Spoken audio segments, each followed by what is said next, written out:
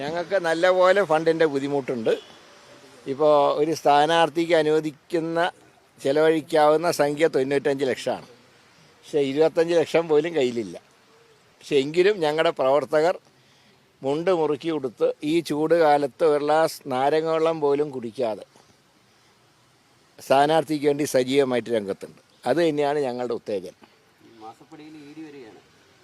അത് ഇ.ഡി. ഇടയ്ക്ക് വരിക, ഇടയ്ക്ക് അപ്രത്യക്ഷമാവും. ഇ.ഡി. വന്നാൽ കണക്കാക്കണം ഡീൽ ആരംഭിച്ചു, ഇ.ഡി. നിശബ്ദമായാൽ ഡീൽ ഉറപ്പിച്ചു. ഇപ്പം ഞങ്ങളിവിടെ BJP 3ാം സ്ഥാനത്തേക്ക് വിടണമെന്നാണ് ഞങ്ങളുടെ ആഗ്രഹം. പക്ഷേ BJP 1ാം സ്ഥാനത്ത് എത്തിക്കാനാണ് പിണറായി വിജയൻ്റെ ശ്രമം. അതിലൊരു ദുഃഖമുണ്ട്. മത്സരം LDFും UDFും തമ്മിലാവണമെന്നാണ് ഞങ്ങളുടെ ആഗ്രഹം. പക്ഷേ ഞങ്ങളുടെയൊക്കെ തലയ്ക്ക് മുകളിൽ BJPയെ കൊണ്ട് പ്രതിഷ്ഠിക്കാൻ മുഖ്യമന്ത്രി ശ്രമിച്ചാൽ അത് ഈ മണ്ണിൽ ചെലവാവില്ല. അക്കാര്യത്തിൽ യാതൊരു സംശയവുമില്ല. ഈ രണ്ട് അവിശുദ്ധ കൂട്ടുകെട്ടിനെയും ചെറുത്ത് തോൽപ്പിച്ചുകൊണ്ട് UDF ഇവിടെ വിജയിക്കും.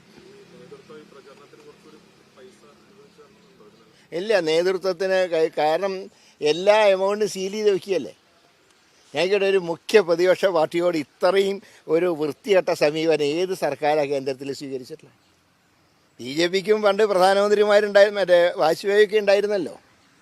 ഒരു പൈസവും ഇല്ലെന്ന് തടഞ്ഞു വെച്ചിട്ടില്ലല്ലോ. ഇത് കുറേ ആൾക്കാരെ കാല് മാറ്റാൻ നോക്കി, അതുകൊണ്ട് ഒരു ലക്ഷ്യവും നടക്കുന്നില്ല. അപ്പോഴാണ് എന്നാൽ പിന്നെ പൈസ ചിലവാക്കണ്ട എന്നൊരു സമീപനം എടുത്തിട്ടുള്ളത്. ഇത് വളരെ ക്രൂരമായിട്ടുള്ള സമീപനം, ഞാൻ അത്രയേ പറയുന്നുള്ളൂ. പക്ഷേ ഇതൊന്നും ഞങ്ങളുടെ പ്രവർത്തകരെ തളർത്തിയിട്ടില്ല.